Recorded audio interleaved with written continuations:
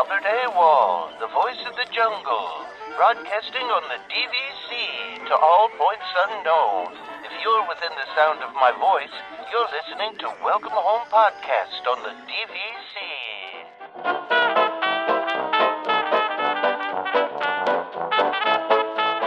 Hello and welcome home. This episode of Welcome Home is brought to you by DVC Rental Store. Thank you for joining us on episode 335 of Welcome Home, a Disney Parks and Vacation Club podcast. I'm Tom, I'm here with Trevor. How's it going, Trevor? Hey, pretty good. How's your weekend going? Mine's actually, it's strangely warm here.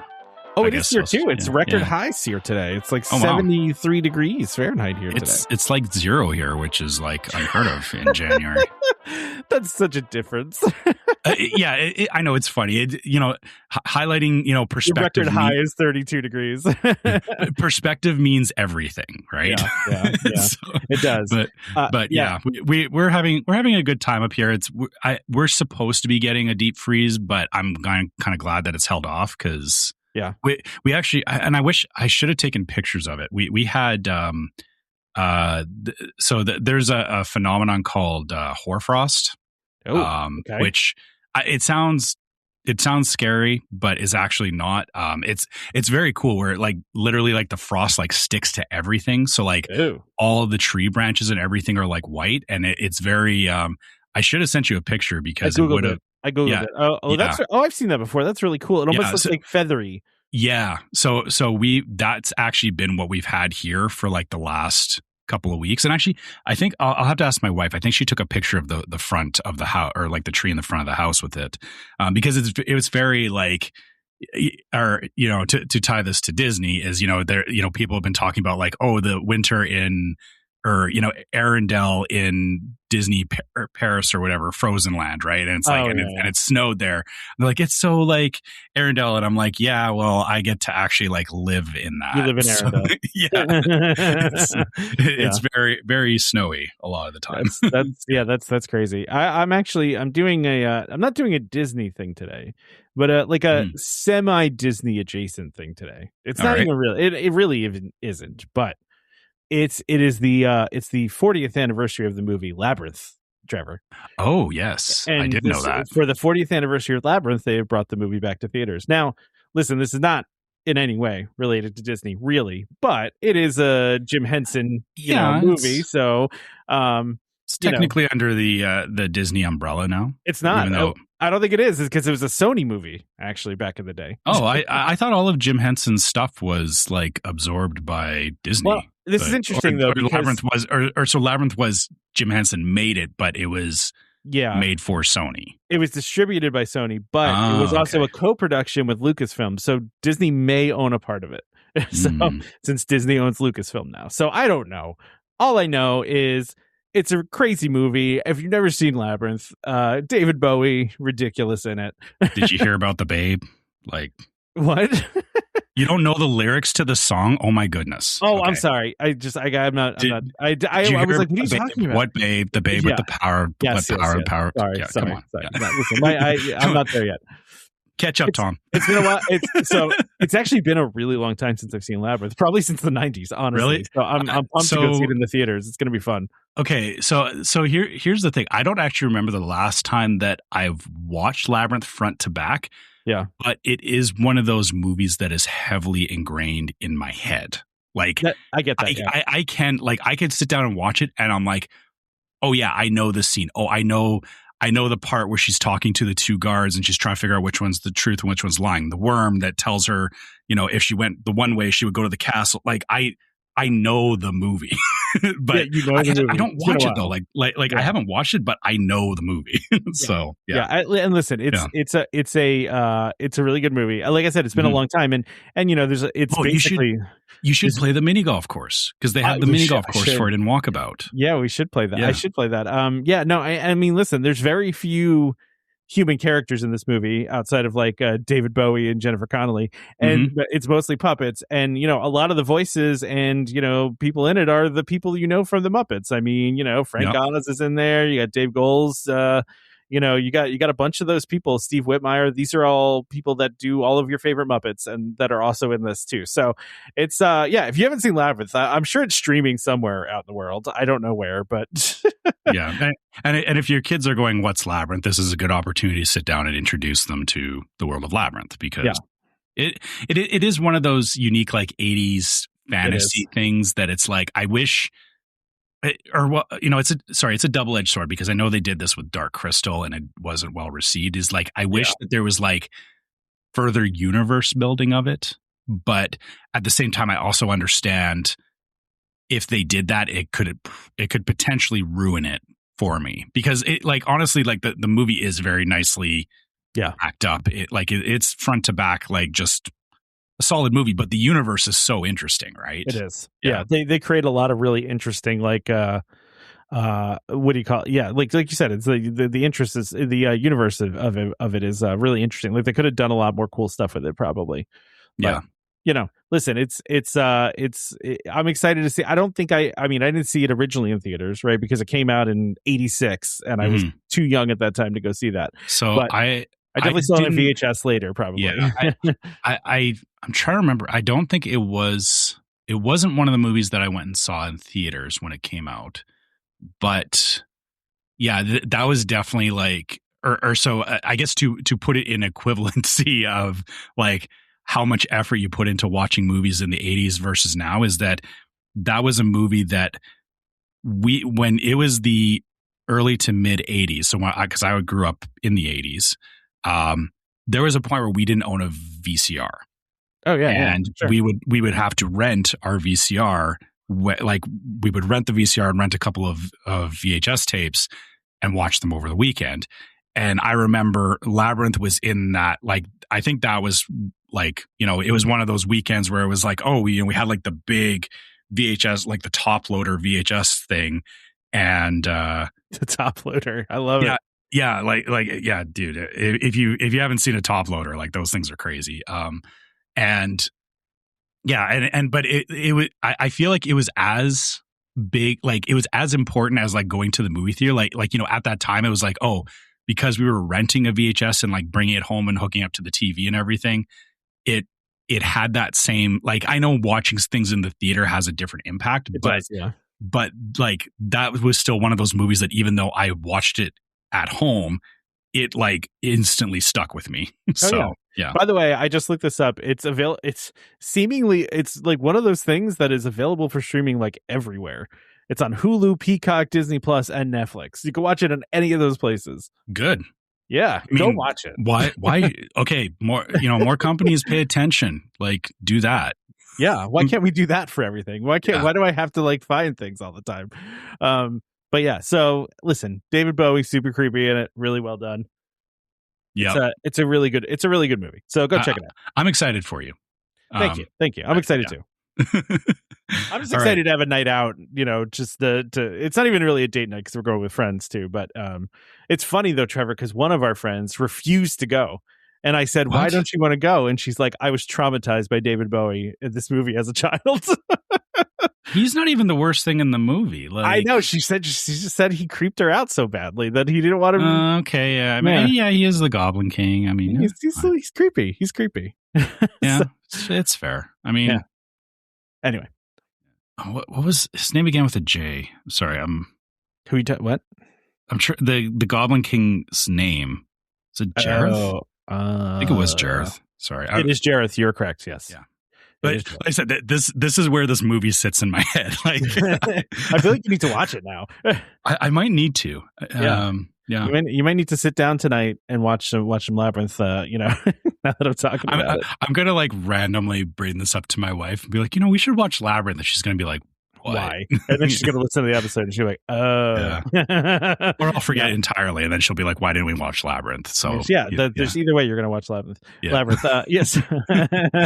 I'm a big fan of them bringing these older movies back into the theaters again. I actually really wanted to go. They brought Back to the Future back into the theaters, and they did the those 40X theaters where it's like a Disney show, you know, where the extra effects and everything, right? Yeah, and I really wanted to go see it, but it was like it's always such a limited time, you know, and like kind of all the moons have to align for me to actually go see a movie. So, but you know that's honestly, you know, the whole, you know, saying like, you know, that's a limited time, you know, it does create a sense of urgency around going and seeing stuff like that.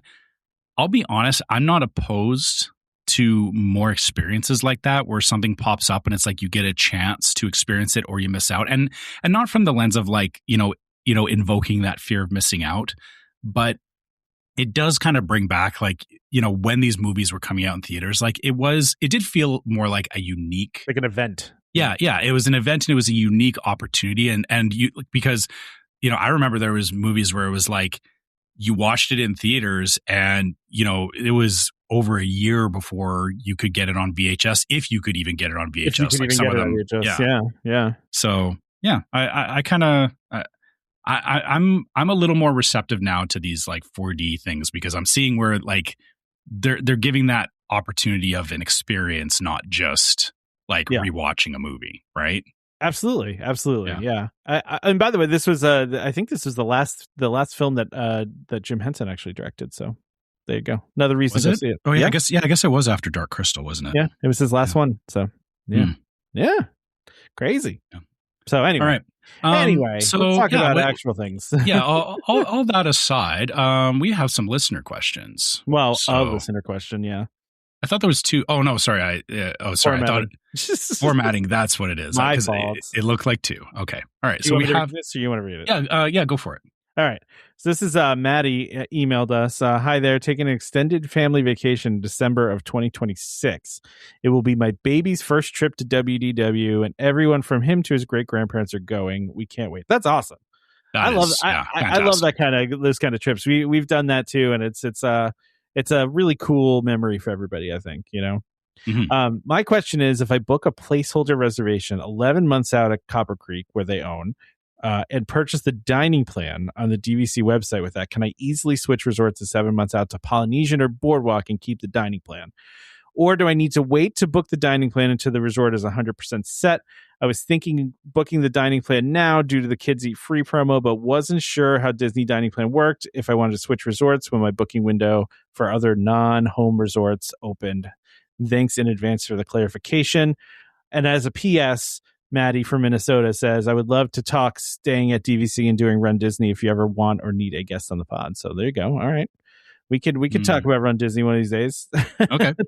But so I looked this up because I'm not gonna lie, I didn't know the answer. And this is a specific promotion. So from what I've seen here, you can, once you've actually you can do the dining plan now, you can book your reservation now, and you can change without an issue later down the road.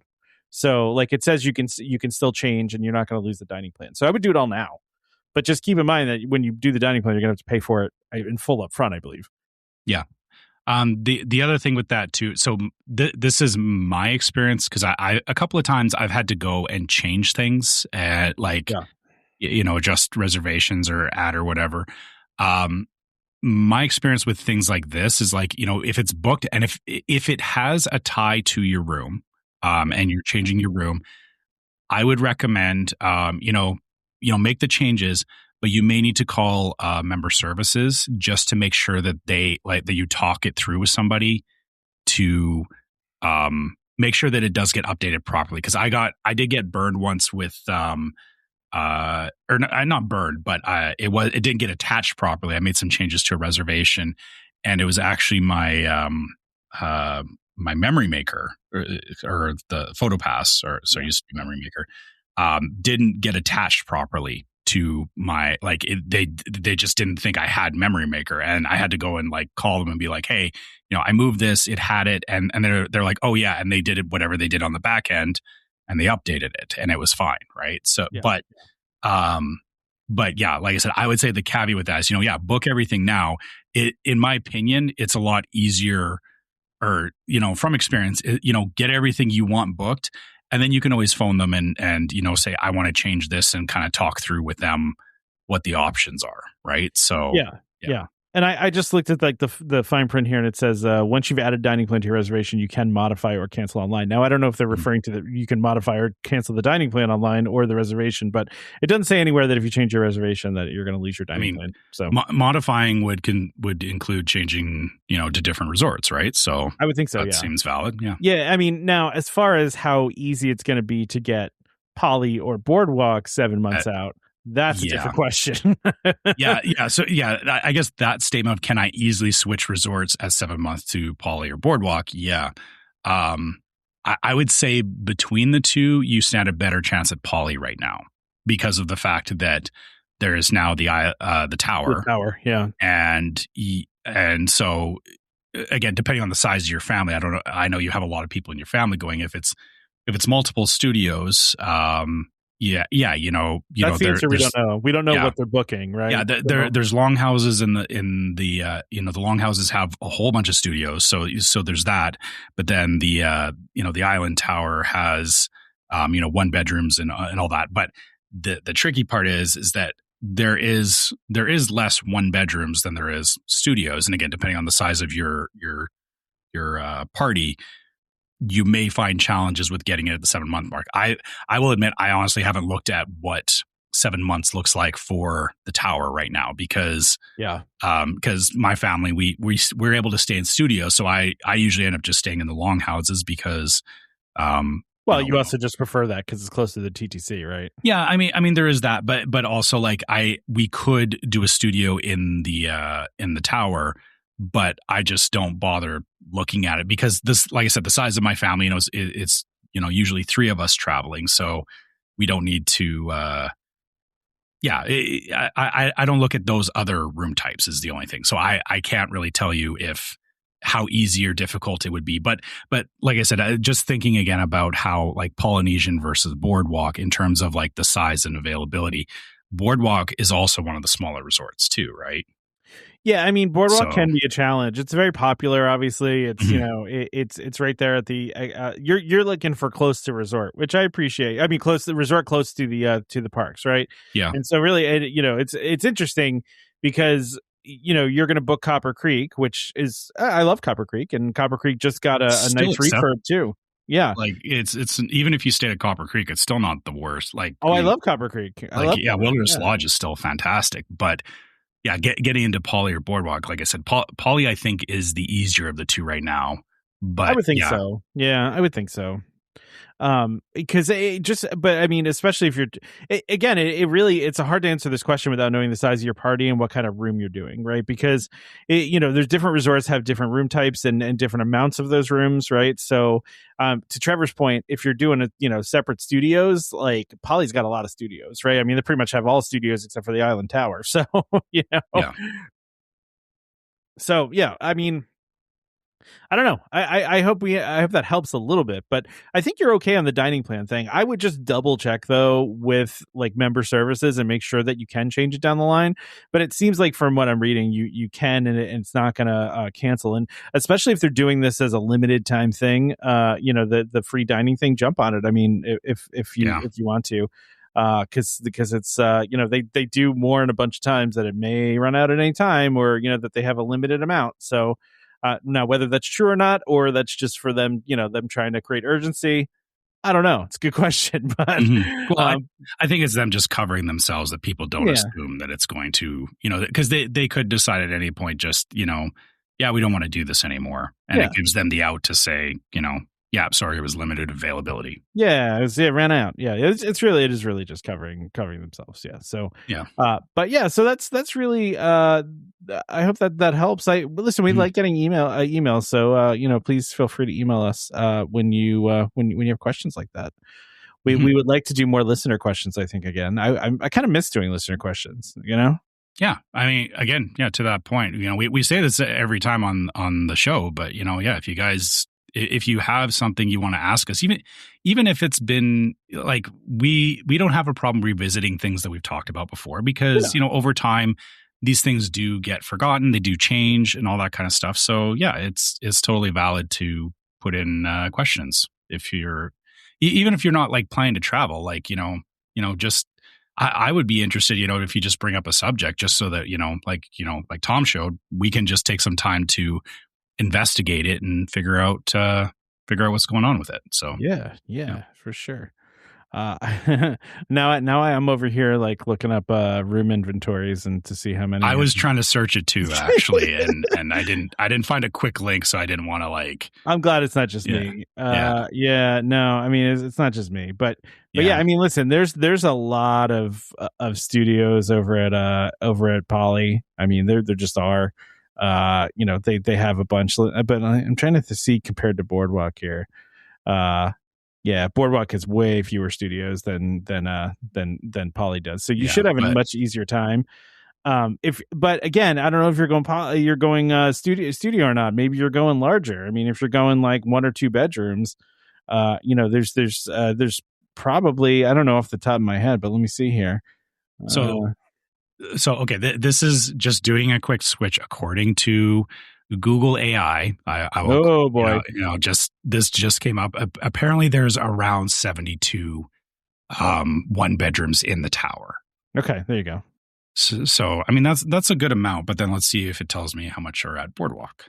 Boardwalk has a fair amount of one bedrooms. They have like a good amount of those. Oh wow. Okay. Approximately 279 one bedrooms. All right. Okay. Yeah. Maybe I was wrong. Or depending on your room type. Yeah. Depends on your room type. Yeah. Boardwalk may be the better choice than Polynesian. Again, for whatever, like, I guess, that answer comes down to what does your family need?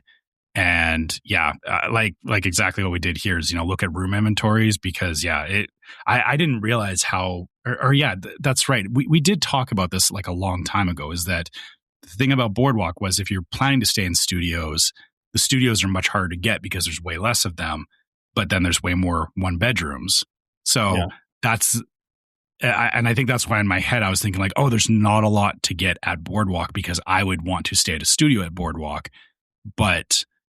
And that's why like staying at the Polynesian makes sense because there's a ton of studios at the Polynesian. Yeah.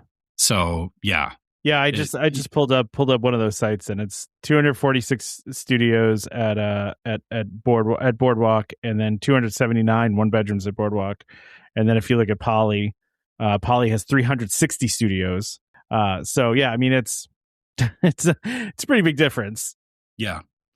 Yeah, like I said, I felt like Poly would have been, or Poly feels easier to get access to because they just opened the tower. But I guess in retrospect, like, Poly was like, it's not the biggest resort on property either. No. So, no. But also, depending on the time of year and everything too, it, they're all booked at different amounts as well. Yeah. So I look at room inventories all the time when I'm going to book stuff because I am the 7 month. I'm usually like the 5 month booker. Like, oh, okay, yeah. You know what I mean? I'm booking last minute. Like I feel like always. I can't tell you the last time I actually used home priority. But maybe never with DVC. I don't. You until you switched to your home resort to Animal Kingdom, you were never staying at your home resort. Well, we did we stayed there before we switched it, and that's why we ended up switching it because we liked it so much, but also because Animal Kingdom is a much easier get. They have a lot of rooms. Yeah, that's what I mean. Is like your home resort was Bay Lake before. Yeah. And it still you, is, but but I mean, like you never spent a lot of time staying at Bay Lake. No, we stayed at Bay Lake. Yeah. Well, twice now, I guess, because we did that Grand Villa a couple weeks ago. So, but I mean that doesn't count. Like, no, I know that was the exception. Absurdity. I was showing. I was showing pictures of that to somebody, and then I was just like, I had to like qualify it. I'm like, hey, this is not something we do all the time. Okay, this was because I was like, I don't want people to think that like I'm this bougie person like staying at staying in these gigantic rooms for one night at Disney. I mean, which. Listen, it's hard to avoid that viewpoint when you do that, right? And especially when you show somebody pictures of that room, they're like, "Oh my god," which I get. I get, but anyway. So 2026, Trevor, is the 35th anniversary of DVC. Wow, and they got a logo for it, and it's kind of interesting. I was gonna say that this logo. is this really a logo? I don't know. Like, when does it stop being a logo and just a bunch of pictures thrown together? I mean, it's a piece of art, right? I mean, yeah, you're right. It's more of a piece of graphic. Art. I wouldn't call this a logo per se. Yeah, I mean, it's a tough thing to say. So it's busy. I will say that it's very busy. To describe it to the listening audience, it's, if you haven't seen it yet, it's a cake, right? It's a very boxy cake though. It's not like a like a graphical cake. It's more of like a it's a bunch of squares on top of each other. It's basically a cake outline, yeah. And then at the top, it's got 35 and candles, and with a Mickey face inside of it. Mm-hmm. And then you're getting a bunch of different images that you would associate with different DVC resorts, right? Or so try to. Like, I'm not 100% sure what the mountain is representing at the top there. I'm just trying to think what that represents.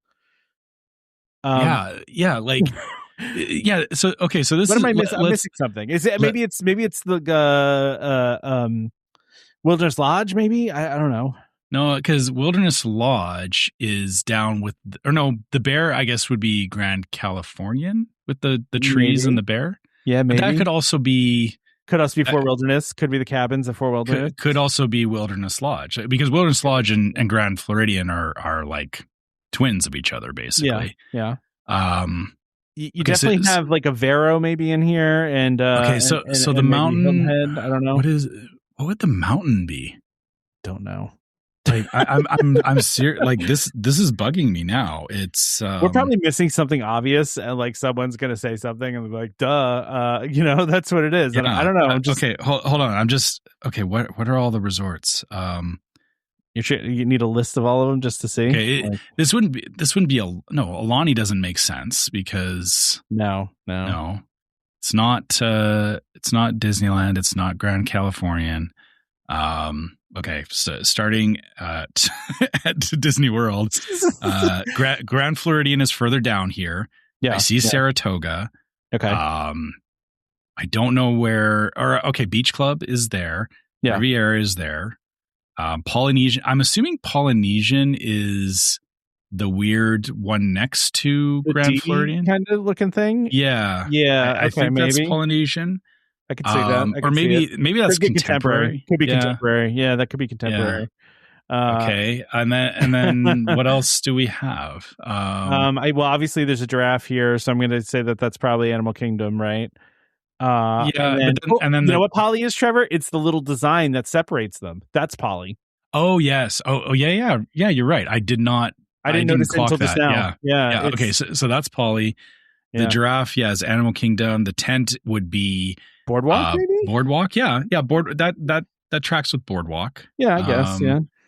It is very carnival-y. Okay. The crane with the could be Hilton Head. Could be, but there's a hibiscus flower there, so that actually is also Polly. Okay, because so the hibiscus flower is Polly. Yeah. I'm going to assume I'm trying to figure out what that yellow thing is next to it. It looks like a turtle. It's a turtle, I think. Oh, it's a turtle. Okay, yeah. My mind was messing with me, and it looked like it was like a weird drawing of the butt end of the giraffe with a weird tail or something. Like you see it, right? You see what I'm saying? Yeah. See, I immediately identified that as a turtle and immediately thought Vero, because they do the whole turtle hatching thing at Vero. So right. Yeah. But then again, the hibiscus flower and everything is Polynesian. And you've got like that again, weird. Again, weird.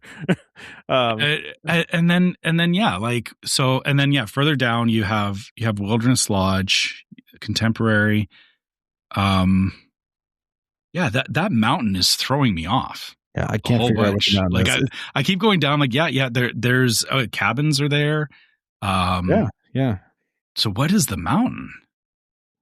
I can only think that it somehow is for like Wilderness Lodge or something. That's the only thing I can think of that makes any sense. Because the mountain, it almost looks like Everest. Like it kind of does, yeah. Like it feels like they're like trying to show a ride, but it's like, no, these are resorts. Yeah, I also and neither like Vero or Hilton Head have anything to do with mountains. No, but Alani kind of like, because Alani, where it's positioned, it's near some mountains on the island. Yeah, but correct? they could have picked something else to represent that.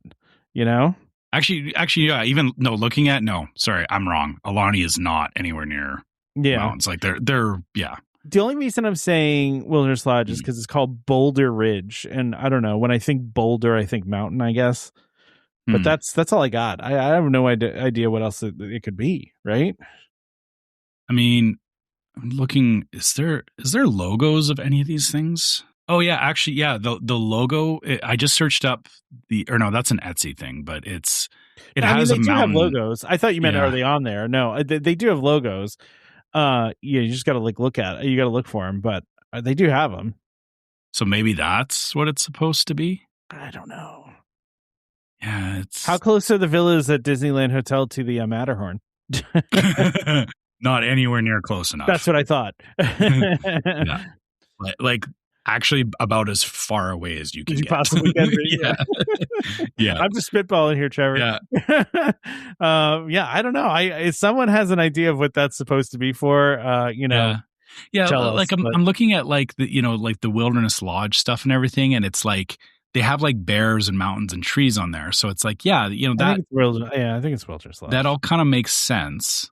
Yeah. But again, then what's the question then becomes, why do you have that up at the top and then you have the bears and everything down at the bottom? Like it's such a weird. It's a weird image. It really is. Yeah. The honestly, as we've been looking more into it here, the more I look at it, it's like it's very disjointed and it's very unclear. It looks like if you ask AI to make a 35th anniversary DVC image, it's a mishmash of a bunch of different stuff. Yeah, and I get it. Like some of these things are relevant. I get how they're tying certain things together, but also in terms of sequencing of it is you have the tent and the giraffe and everything where it's okay, these are all different resorts, but the Polynesian and the Grand Floridian and the Contemporary all kind of go together because they're all part of the resort loop, or geographically, right? Yeah. So it's you could it would make sense to me to kind of put them together geographically or thematically connect them together, but I don't see that happening because on the top tier, it's giraffes and tents and turtles, and on the bottom tier, it's bears and beaches and camp. It's. Yeah, it just does not make any sense to me. We're definitely overanalyzing this, but but I mean, if you're going to throw out a piece of artwork like this and claim that it's this is representative of your brand, what is it representing? I agree. Yeah. All right. Well, listen, I'll throw this image out there if you haven't seen it, and you tell us what you think. You two can pick it apart like we did. Yeah, you can. Yeah. Go. I mean, listen, if you think we misinterpreted something, tell us that too. So, all right. So, Trevor, Bluey coming soon to the resorts, and we're getting some a better idea now of what the Bluey experience is going to look like because they're starting to cast some of the people that they're going to have doing these things, right? So they're gonna have let's see here. They're just kind of doing they're doing actual casting for this. It's not just a random cast member, which I mean, I guess it could just be a random cast member. You just have to try out for it, I guess, I mean, audition. That's the word I was looking for. Yeah. Any of their roles, you have to meet a bare minimum requirement for, fulfilling any role at Disney, whether it's, as a character performer or just cast member in general. So, yeah. Yeah. And so this, their rehearsals, they're saying rehearsals will begin in May 2026. So probably, June, July, right? For this to start. I think that's probably a good thing here, but they are looking for high energy actors to play some of Bluey's favorite games with fun animal twists. They should be comfortable hosting large groups, improv, and working closely with children. So, yeah, if you want to try out for that, go do that. I could do that. That sounds like a terrible mixture for anxiety and for some awkwardness others, for me. Others would be all about it.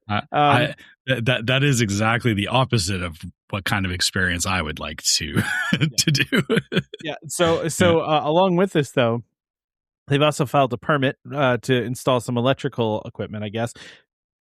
I'm gonna guess this is gonna be like a big screen or projector or TV or something. You know what I mean? Like they're gonna be building this little space, but it's gonna be the conservation station. Yeah, okay. I was gonna say this is that conservation station. So yeah. And listen, so and the animation, the only space that's available there is where the animation experience is now, and they're opening the whole animation experience thing over at Hollywood Studios, so it kind of makes sense that they can shut that down and then just be like, go over to Hollywood Studios, where it makes more sense anyway, right? I mean, it makes more sense for the animation stuff to be at Hollywood Studios, and for a animal oriented thing to be over at Animal Kingdom. So my assumption is that it's taking over that space. But listen, it's funny because my daughter asked, she kind of wanted to take a break from Disney this year, but I also, when I mentioned the Bluey thing, she's like, so when are we going?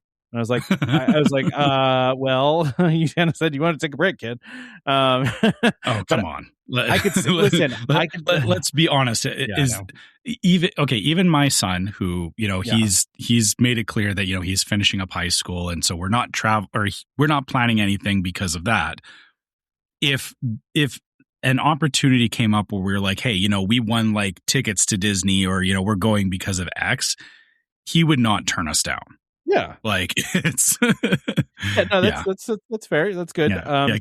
Kids won't, they'll say one thing, but they don't always mean what they say. That's true. Well, my daughter changes her mind every 10 minutes anyway, so it's that too. It's the age or whatever. But anyway, all right. So you want to go ahead and we'll do our ad, Trevor, here, and then got a couple other things to talk about too. Yeah, sure. Our sponsor this week is DVC Rental Store. DVC Rental Store is a World of DVC company that offers magical vacations at incredible value. Save up to 60% off retail rates at premium Disney resorts. DVC Rental Store now includes deposits as low as 25% at the time of booking and a built-in cancellation policy for every reservation. And as always, DVC Rental Store pays out the most to members looking to rent their points. Want to learn more? Go to dvcrentalstore.com/welcome home or call 1-855-DVC-RENT. That's 382-7368. And when you speak to them, be sure to let them know that Welcome Home sent you. All right. So, Trevor, Disney announced a whole bunch of stuff. For this summer, right? Like deals and stuff, right? And we talked about the free dining plan thing earlier, but they're doing that cool kid summer thing again. That they did last year. And so there's going to be a lot of deals, but the one I'm really looking at here that I thought was interesting is they're doing 2 free room nights and theme park days when you do a 4-day package. So you can do a 4-day package and that turns into a 6-day package. Yeah. See, interesting, right? That's pretty good. I feel like this is something when I was growing up, they did more of. Yeah. Like I remember, like, because we did a couple of trips to Disneyland, not Disney World, but same kind of deal. Was I remember my parents planning and saying like we were going this week, and then we found out that there was this promo on, and we got like 2 extra days. So, we the same sort of thing is, we turned like a 4-day trip into a 6-day trip because, they're just throwing extra days at you. So, I've talked about this before. I think when I was a kid and we went in 1999 or 2000, one of those, we were staying at Wilderness Lodge, and back then you had to check out of the resort. You had to like physically go to the desk and check out. And my mom was checking out, and they were like, "Hey, do you want to add, 2 more days for, like $300 or something like that?" And my mom was like, "Yeah." And then we ended up staying there for 2 days. They don't do that anymore, though. Like that's just not a thing. I mean, even this isn't that, right? Because this is, you're booking it ahead of time. You got to buy the package and all that stuff. But like that stuff used to happen a lot, where they would just be like, "Yeah, just throw us a couple $100 extra bucks. So you can stay for a couple more days." Like I was, I remember being shocked at the time. Like, wait, we're just gonna stay here now a couple more days? Like, what happened? Like, it was crazy. But yeah, the caveat to this, by the way, is that you have to book this between January 6th and February 15th. So you have a limited time to book this, right? So you have to do it through February 15th, and it's available for most stays from May 26th through September 15th. So okay, yeah. So you got a limited time to jump on it, but that's a heck of a deal. I feel like there is a couple of good windows between May and September that that you could definitely make a lot out of this for sure. Like it, having 6 days in like late August feels like it could be a pretty good trip. Yeah, So I would be surprised if people are, jumping on this already.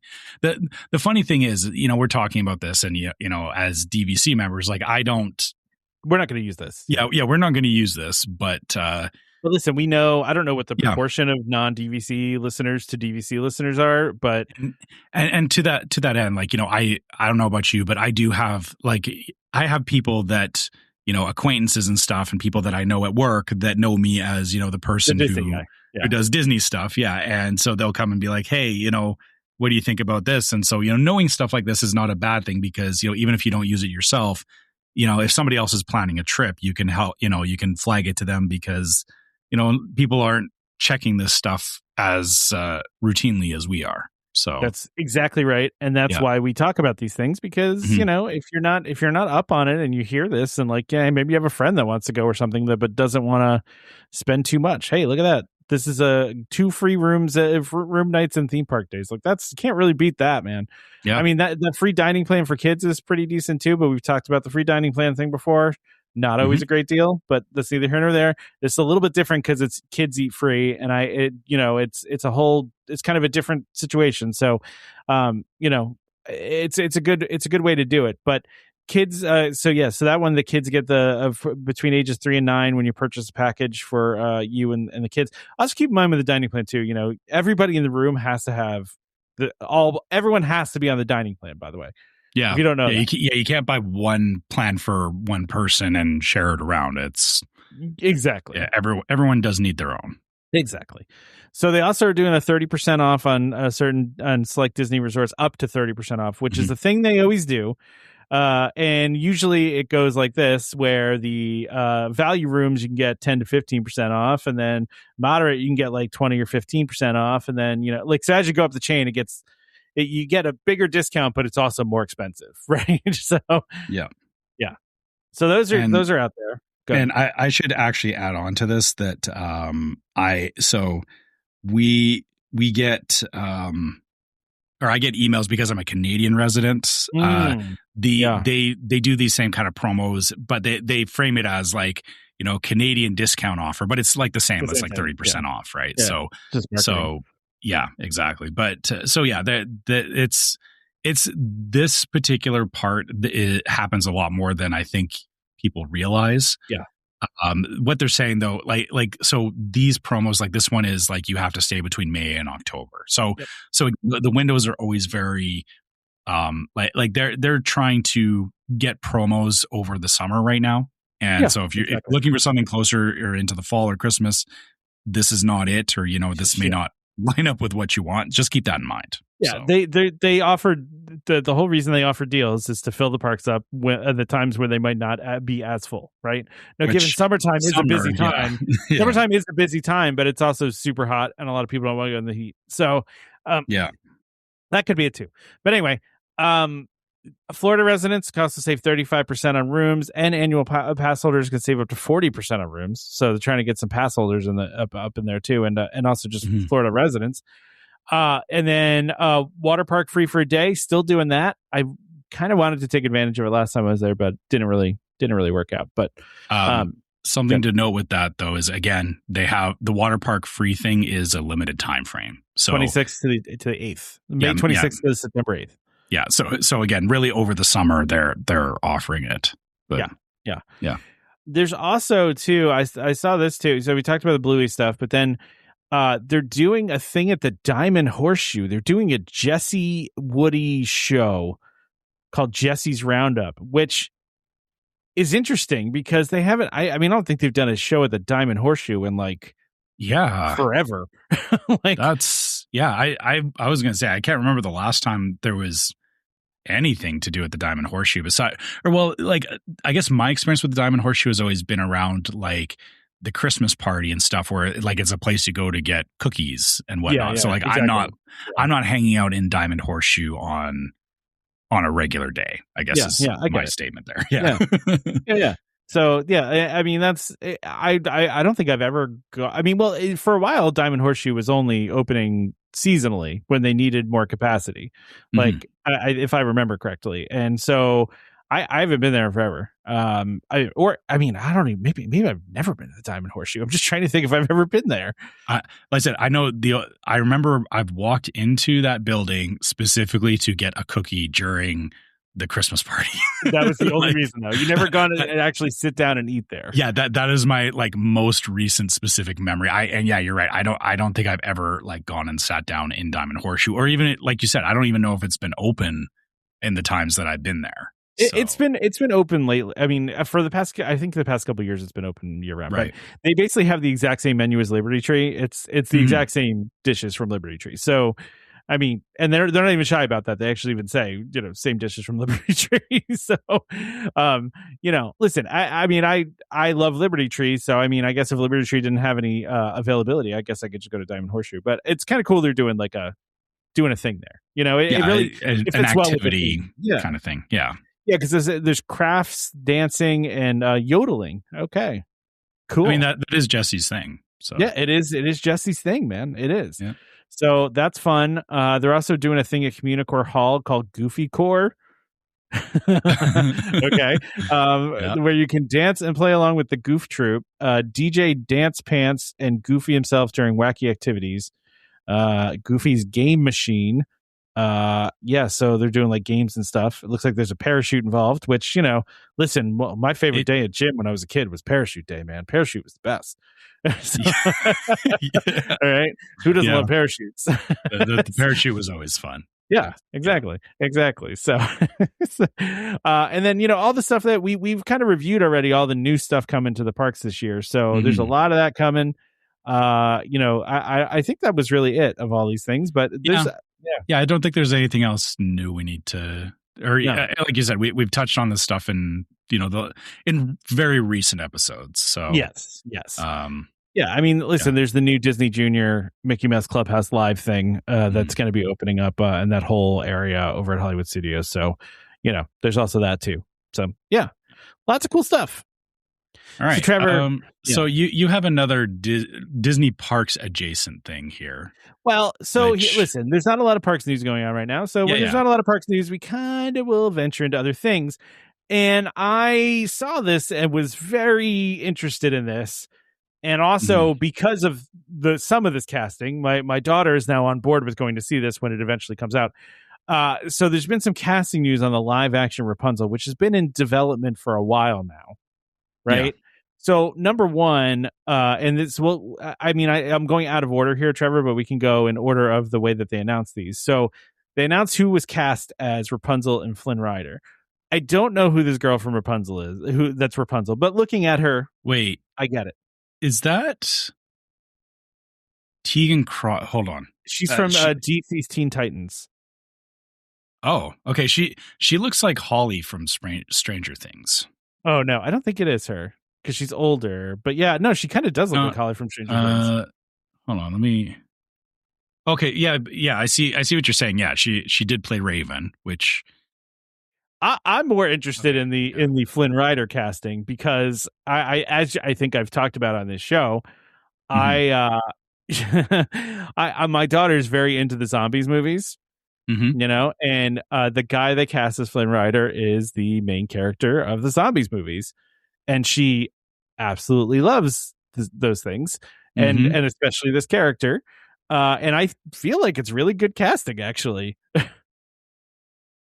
Yeah, I mean, these two definitely look the part, like even without like any makeup or because the thing is when you get the final product, like they obviously look like the characters and everything, but these two definitely immediately fit. Like, oh yeah, I can see where like that's Flynn and Rapunzel. Oh, yeah. Plus it's also smart for them to use Milo Manheim, who's the guy that from Zombies, because first of all, he's already in the Disney bubble, right? But you're also going to pull it. I'm telling you, when I went to that concert, the Zombies Descendants concert, he wasn't even there, but every time he came on the screen, all the girls in the crowd lost their minds, like flipped out. So like there were people, and my daughter might be one of them. She'll go to see this just because he's in it. You know what I mean? And this is the smart way to do these things is that, there is, it's interesting how fandoms will like follow actors around through different projects and stuff like that. And Disney is clearly not oblivious to that. Yeah, they know how to do this kind of stuff. Yeah, and I mean, the hard part for me is that I'm getting older and I don't want to accept it, and I'm not in tune with the things that are going on with like. I've done this with like a lot of things where it's like, oh, this person is like, you'll hear about pop culture things, and I'm like, I don't even know who that person is. I've never even heard that person. Even this guy from Zombies. It's like, yeah, I know about zombies. I don't care about it though. But I get, there's people that are hyped around it, and it's all a timing thing at the end of the day. Yeah. It's like, what you're into at the time, what is, what your friends are talking about and all that kind of stuff. Disney is definitely playing into that. And, this is a good way for them to kind of get in a next generation of, people hyping about Disney movies. And I will say, live actions are they're a very touchy subject, and they're very hit and miss, right? It can be, yeah. Like when you initially say to me like, oh, they're doing a live action Tangled, like in my head I go, why? Like the movie was fine. Like, why do you need to redo it? Right. But it's fair. I get Disney is doing this stuff, and it's a means of reintroducing it and retelling and all that. And I will admit, like, the Maleficent movies, which were a retelling of Cinderella but from a different perspective, I really liked those. Like, and listen, yeah, there were a couple of them I really liked. And part of that was like Angelina Jolie as an actress. I've watched a lot of her movies over the years. Like, she was in Tomb Raider. I go as far back as like I watched Hackers, which was like one of my favorite movies from the 90s, and she was in that. So like I get like, following actors and stuff through this. Talking about these two, it's like, okay, I don't really get this. But then I saw you put this other thing on here. Okay, yeah, because this is a bigger one. Mother Gothel, which they're apparently casting Catherine Hahn, which is another great casting for this movie. Okay, now you've got my attention because Catherine Hahn, obviously you her as Agatha from WandaVision and Agatha all along, and and she's had she's had her own rightfully very very good career, and like I've seen her in other movies, and actually gone back and like there was like movies that like my wife would watch, and it was like, oh, is that Catherine Hahn? Like I didn't realize like she was in. She shows up in a lot of stuff. Yeah. She was a great supporting actress, and she's really getting like her front and center attention right now, which is So that because of that, it's like Mother Gothel is like that character has a lot of range to just like be. It gives her an opportunity to be a certain kind of crazy. Yeah. Which, I think, I'm really hoping that her combined with, this cast honestly is pretty stacked to get a lot of people's attention for a live action show. So, I mean, I'm curious to see how this plays out because, I enjoy Tangled. I'm not like obsessing over Tangled or anything, but the right casting for this is enough to get my attention to go like, oh, maybe I will go watch a live action. Yeah. Right. Like it's an interesting thing. Like it's, and that's why I don't want to say like, all live actions are bad, but it's like, if Disney is actually listening and doing it right and like, doing it with the right purpose and, not just rehashing the story. Like I'm sorry. Some of the live actions were just like literally like copy paste of the previous movie. Yeah. Which I hate that. I hope that they give it some space where like someone like Catherine Hahn, like she's going to bring so much cool stuff to that role. Yeah. And it's almost like, and okay, nobody get mad at me for this. Like I'm not saying that, Robin Williams was, a phenomenal actor in his own right.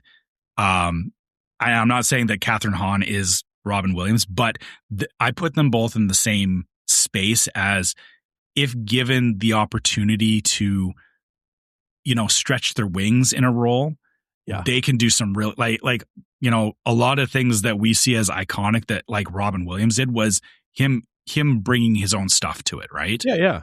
I feel like with like this is the same kind of thing. Like if Disney doesn't like try and force Catherine too much into like, no, you like give her some space to like make some comments, do some like almost fourth wall breaking. I feel like that could like really make it a better show than just like retelling Tangled. Yeah. So yeah. Well, and listen, she can sing, and she kind of sounds like Mother Gothel. She looks like Mother Gothel. Like it kind of just seems perfect. It's not a hard transition to get her into that role. 100%. Especially you literally like this article that you linked. Like they have the side by side, and it's like Like, okay, yeah. The hair just needs to be black instead of brunette. Exactly right. And, I mean, you can just hear her doing that voice too. Like, you can hear her doing like a similar. Mother Knows Best. You can hear her very singing easy. That. Yeah. And I mean, like, and I don't think she's going to imitate the original voice, but like, I think she will definitely, kind of do the inflection that she does and all that kind of stuff. I'm sure she'll bring her own thing to it. But listen, I've liked a lot of the live action remakes. Like Lilo and Stitch was really good, and I mean, it made $1 billion for a reason. I mean, it was a good movie, and they changed a lot in that movie. It was a fundamentally different movie than the original, and exactly that's exactly my point. Is that Disney seems to be waking up to that, but because I don't spend a lot of time watching movies, I do get kind of stuck. Like I did watch a couple of live actions like Beauty and the Beast and Lion King, and it was like, listen, there were things I liked in Beauty and the Beast. Like I enjoyed Gaston and LeFou. Like I felt like that was a lot of fun, and like, but those those actors definitely brought more to the role, but the actual like structuring of the movie was just not like and I'm not gonna lie, I wasn't really interested in the live action Moana, but I'm kind of interested to see The Rock play what's Maui live. Yeah. Instead, because I don't know. I'm interested. I want to see how it and they've even been kind of like being weird about it in trailers. That he did like they've shown in trailers basically is his back so far, right? Like they showed him jumping off the cliff, and that's all you see, right? But I kind of want to see it, like just based on that. And I mean, listen, the girl that they got to play Moana, I mean, she sounds like Moana. She looks like, I mean, they nailed it on that too. And I mean, it looks like the production value is good just based on what I've seen so far. But I mean, I don't know. It's going to be really, really interesting. Yeah. Like you said, it's kind of funny how like maybe I could be wrong here, but I feel like maybe Disney is turning a corner creatively because they're like throughout history, we've talked about this before, like there's like the golden age of, Disney movies and all that. Like there is ups and downs of how Disney does production. Yeah. And the content that they put out. And I feel like, and this is just my opinion. If you feel otherwise or you disagree, totally fine. Like I'm not discounting anyone else's perspective on this. I feel like Disney has been in a slump since about, I want to say as far back honestly as like 2014. You think so? Like it feels like they're like, it's been, they've had like a few little sparks of like there's been like the Moana, Frozen, like those one-off hits. But when I think back to like again talking about the golden age, like there was a point where it was like back to back to back to back that they were like just putting out bangers, right? Like it was, and it feels like right now they're throwing a lot more at the wall and it's not sticking. And I also attribute that to the fact that there was a couple of franchises that Disney has really been milking for a long time that they should have stopped. Don't hate on me, but Star Wars stuff needed to stop coming out about 5 years ago. But I mean, like they were the number one studio last year as far as box office gross goes. And in 2019, 2018, 2017, 2016, they've been killing it box office wise. Quantity does not trump quality. No, I guess my point there. I understand that. The reason that they are there, that they were up there, is yes, they have the power to put, like, the sheer volume of what they're putting out puts them at, even the ones that don't do as well, they're still just by nature of how many things they've been churning out for the last 10 years. Yes, of course they're going to be on top because of that. But my point is not so much around how much stuff is coming out, but it feels like they're kind of slowing down and maybe putting a little bit more quality into it. That's my perspective on it. And I'm not, if you want to disagree with me, totally fine. Want to hear that. But, that's just my view on it, is that I feel like Disney they've not been on 100% their A game for a long time. And like I said, like the last 10 years is what I feel like. It feels like they've kind of been fumbling a bit with trying to find a good cadence of, like, making these shows and releasing them and all that stuff. Like this kind of casting with Tangled, it feels like they're not trying to rush it. Sure, is what I feel like. They are thinking about, like, yes, Catherine Hahn. You could say it is a little bit of typecasting, that she looks the part, but they're thinking of it from the angle of, based on what this person has done, will they bring to the role what people expect to see, right? Yeah, so instead of just like, sorry, it felt like for a long time, and this is kind of where it got me to, where, like, I stopped watching a lot of Disney shows for a long time, was that they were just churning stuff out, and none of it felt impactful.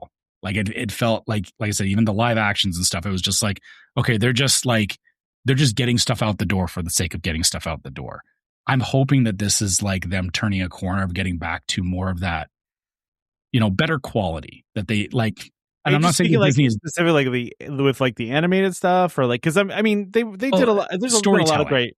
Yeah, I mean there's been a lot of great Marvel movies, and I mean there's been a lot of good stuff over the past couple of years. I just yeah, but even the Marvel stuff, like since Avengers Endgame, a lot of it's been very hard to keep track of. Yeah, and they just did too much. I think. And there's exactly. Like I said, it's the quantity has been killing the quality of it. Yeah, right? I think that was when Iger came back in. He tried to reverse that, because that was kind of the previous regime of Bob. The previous Bob. The other Bob wanted quantity over quality, and then Iger came back in and was like, no, we need to do quality over quantity. So I mean, last year was a very good year for them. I mean, they did very, very well. I'm not, and that's kind of my point too, is that it feels like that we're coming around the bend back to like better quality shows. Yeah. Which, and like I said, for me, it's my priority is not around like the most flashiest effects or even who they're casting. It's more that, when I watch a show, and actually to this point, we finished watching Stranger Things, on New Year's, and, I was left at the end of that show with like, and, you can argue about like, the finale missed this and whatever, like, all the minutia of it, but I felt satisfied at the end, and it felt like a complete story. It's funny because right? I everyone I know that I've talked to, like that I personally know, really love the finale, but every article I read is like the mixed feelings on the finale. Every the internet hates it or whatever. I'm like, but every person I've talked to has loved it. I don't. It's just weird. There is a subset of people that just want to pick everything apart, and that's fine. For me, I felt it felt the same as like reading a book or finishing a video game, where it's like everything finishes at the end and it just feels like a complete story, right? Like that's really what I'm kind of looking for from movies and shows and stuff like that. And it feels like for a long time, Disney was not doing that. Like they weren't cleanly doing their storytelling. And it leaves you at the end of it, you're kind of like, well, that was it. Or like, what happened? Like it doesn't it doesn't feel good, right? Yeah, and yeah. and I know my criteria is very ambiguous in that I'm saying I like understand. but yeah, like I said, that's just my feeling on it, is that stuff like this makes me feel like maybe Disney is waking up to the idea that they don't have to churn out as many movies, and they can do better, not more, right? Yeah. Just really quickly, and I'm gonna put a spoiler alert really quickly here on this. The only thing that bothered me about the Stranger Things finale, so if you haven't watched it, skip ahead now. But how is it that Hopper can kill like 30 military guys and then he just goes back to being the sheriff of the like what like okay, so that's where my problem is. He like killed like 30 soldiers, and like they're just like, it's cool, we'll just move on. Okay. I understand that, and I'm gonna play devil's advocate here. Problem. I don't completely agree with this, but the government was doing sketchy stuff. This so was like, don't say anything. so they were doing stuff under the table that if he did go to trial, or if something did happen to him, people would kick up enough dust that it would bring attention to them, and they would go, and so them trying him for, you killed our people in the Upside Down is an admission of they knew that this was going on. Right. I just like that it wasn't explained at all, and it's just like, Hopper killed all these people and no one cares. It's cool. We're fine. I mean, to be fair, I think the majority of the ones we went after were all in the Upside Down. Yeah, which that's true. Plenty of people disappeared in the Upside Down, and the government was just like, oops. Listen, I was happy with how it ended, but that one just got me, because I'm like, wait, there's no consequences? We just go back to normalcy? Okay, cool. Anyway. Sorry for spoilers. Just, hopefully you got a chance to see it. Mark that, and we can, put it at the front of the episode. Like, hey, Stranger Things finale spoiler at this time if people are concerned about it. Which, I mean, if you haven't watched it right now, I mean, it is what it is. It's your fault. I'm just kidding. It's 2 hours long. It's hard. That is actually, like, I said to my wife, like, we have to watch this on New Year's Eve, only because of the fact that just the way social media works now. And it's not that I don't spend a lot of time on social media, but occasionally, like, YouTube Shorts or Facebook Reels, stuff pops up, and I'll get little tidbits of like, this scene from the finale, and it's like, no, don't, like, I don't. No, what drives me nuts is there are websites, because of the way the internet algorithms work, that will just they'll put in the headline, the reason why X character died in this episode of whatever, right? And it's like, why would you do? I know why you did it, but like, I hate you for it, because it's like, I am trying to avoid these things, and I can't avoid them because it's just in the headline. Like, it's so difficult to avoid spoilers. Yeah, just saying this character, and I know why they do it, because you get clicks by doing it. But it's clickbait, and it sucks because you can't. I hate it. Yeah, I wish there was a filter for clickbait. Like if I could revise my algorithm, that it's like, I want to see like content about Stranger Things, but no clickbait. But no clickbait, no spoiler. Like, give me a spoiler filter. Like, that's what I need in my life. Anyway, Trevor, last but not least today. And I put this on here because it seems mundane, but I'm interested to see your thoughts on this. Mm-hmm. So, as we know, Buzz Lightyear Space Ranger Spin has been closed, for a while now, because they're redoing it. And one of the questions I think we had, you and I, at the beginning of this is, are they going to redo all the signage up front? Right? Like, are we going to move away from the super cartoony, like, kind of the 90s cartoon? Like, it's very much like the 90s Buzz Lightyear animated show. Yeah, it is. So I think our question might be answered on that, because a permit has been filed to replace the signage of this ride.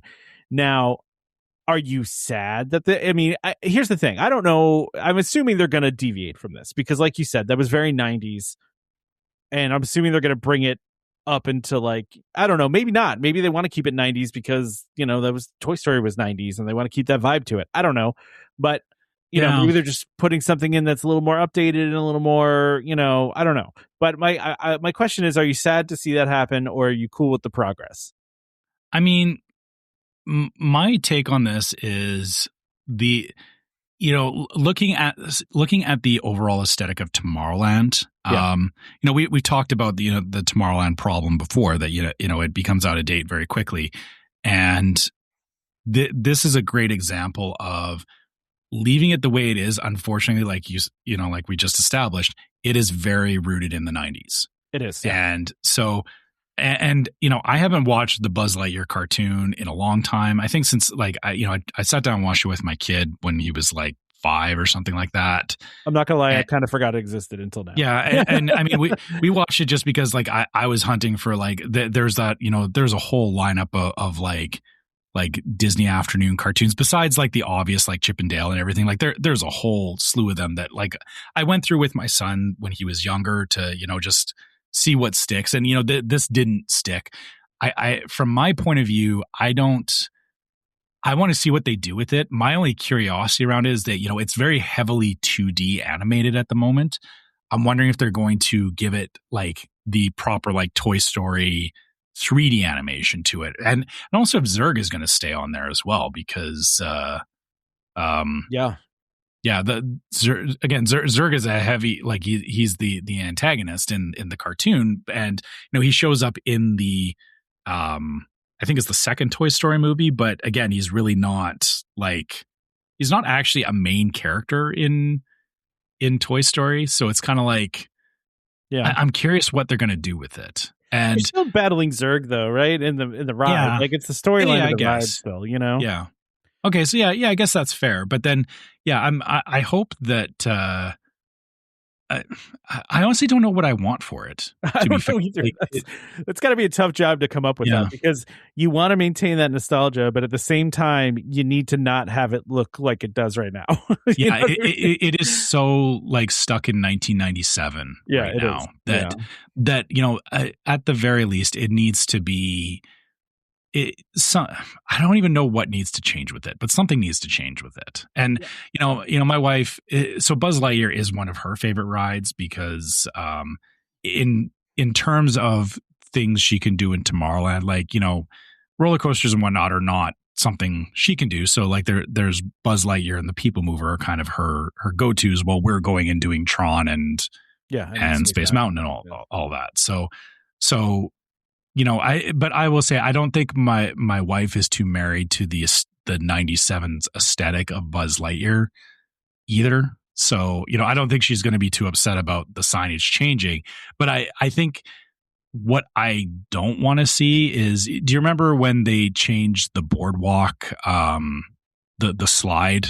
Oh, the Boardwalk slide, yeah. Yeah, I remember we talked about that, where it was like, we kind of liked it, like it had a very unique thing to it, and what they replaced it with felt very they threw a decal on it. Very very like generic white toast kind of white toast no butter kind of vibe to it, right? I can't imagine that'll happen here. Yeah, I really hope that's not the case here. Even at the very least, if they just clean it up a little bit and still leave it, you can still leave the color palettes. You could still leave it effectively the way it is, and just kind of like update the lettering and the hand drawn animation to something a little newer. I mean, if we can get any idea of what they're going for from the ride vehicle, the new ride vehicle, it does have that same vibe still, right? So like I assume that because I mean it looks very much like a toy, right? Yeah. And I think that's what the sign is always kind of evoked, is like a toy box kind of thing, and that's really a lot of what they're going for. So to your point, like I'm hoping that they kind of keep the similar vibe, but just update it and make it, it probably just needs to be updated too. It's probably just, it's an old sign, so it needs to be updated, right? So, I mean, I'll be interested to see what that's going to look like. Do you know what I just realized I hope doesn't happen with this sign? What? Is that I hope they don't try and update it using AI. I would hope not. Because I know you're saying create the logo with AI, or clean up the animation or the look of it, the drawing of Buzz. Like I feel like I'm looking at, I'm like, somebody could throw this into an AI thing and be like, clean this up, and it could do it, but then something would be off with it, right? And then and not like not to say Disney is like going all in on AI, but I know there's been a couple of examples of like promo stuff that they put out that is very clearly done with AI. Yeah. And I feel the worst thing that could happen is if that moves over into the creative space for them. Yeah. Like, you know, AI is great for like taking care of menial tasks and taking care of things that are, you know, easy to do. When it starts, right, and I'm fully aware of the fact that yes, we've used AI to like do like our Christmas logo and stuff like that. Nobody needs to know that. Nobody needs to know that. No, but okay, let's be honest. Tom and I are not artists, right? Maybe so, I've developed art skills later in life, Trevor. Okay, sure, Tom. But so it filled a gap for us. But I'm not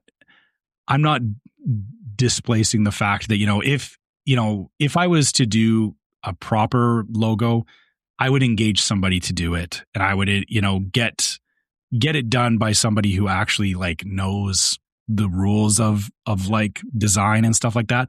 I hope Disney is doing the same thing with this, and that they're not trying to cut corners with it. I doubt it. It's too high profile, I feel like. Yeah, I feel like to that end, if they did decide to do something AI with this and replace it, people would like in the first like days of it being open, people would pick it apart because they do, right? So yeah. All right. Just going to throw that out there. Of course. We'll see how this plays out. Yeah. All right. Well, I think that does it, Trevor. I think that's let's wrap this thing up. Yeah, that was a good spread of stuff for this week, I think. Yeah. I think so. Yeah. All over the place, but that's how we do. Yeah, I'm not opposed to being all over the place. It keeps things interesting. It does. Yeah. So yeah, if you have questions for us that you want to hear on the show,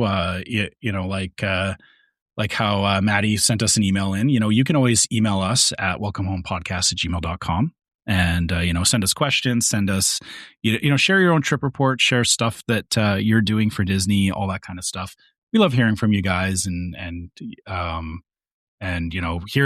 hearing your own thoughts on stuff on Disney and questions and all that. Cause, like we said at the beginning of the show, sometimes there's things that, we can't dive into absolutely everything, but if you guys have a question or something, it's, it kind of gives us anchor points to look into things for the show. So, fire us questions if you want us to cover a particular topic.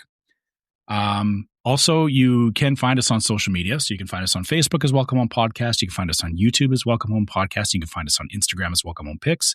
On Facebook, we do have our group, Welcome Home Disney Waitlist, where we do talk about things from the show. Everybody in there loves sharing their own Disney stuff. I love seeing the trip reports. I love seeing people posting pictures of things that they're doing, just for this, only for the sake of, just sharing with other people that enjoy Disney. I think that's valuable. And, we love seeing that in the group. So, thank you for people who do that and keep it coming because, it's nice to have a fun Disney group that's not full of drama because that's what we are, right? Yep, that's right.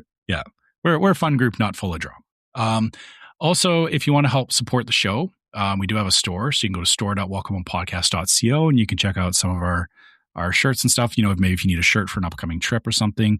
If you do happen to get some merch, we take a pic of it in the park and send it, put it on Facebook or, send it to us. We love seeing that stuff too, just that you guys are enjoying it.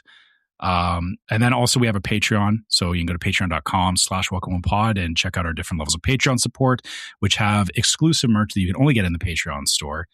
Or Patreon web. I shouldn't say store. It's you just get website. It for being a member. Yeah. You get it for being a member. And also all of our Patreon supporters get access to the Discord server, which is yet another place that we have conversations about stuff from the show. Sometimes off topic things, sometimes, people talking about DVC and, just everything Disney. And again, it's just another place where we have great conversations with our listeners. Shout out to Becky in the Discord this last week. She was doing some planning and asking for some advice, and I think we helped her.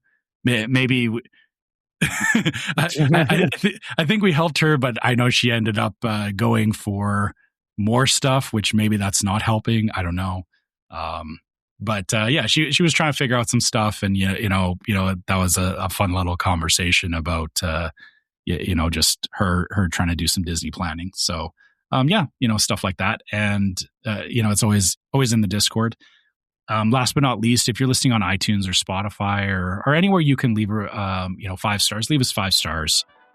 Just helps more people find the show, helps us get more visible, and it's just a good thing for the internet algorithm. And you can also leave us a review on iTunes if you want to share your thoughts about the show on iTunes, because and we do read those. We do see what you guys say about the show and what you think about what we're saying. So keep that stuff coming too.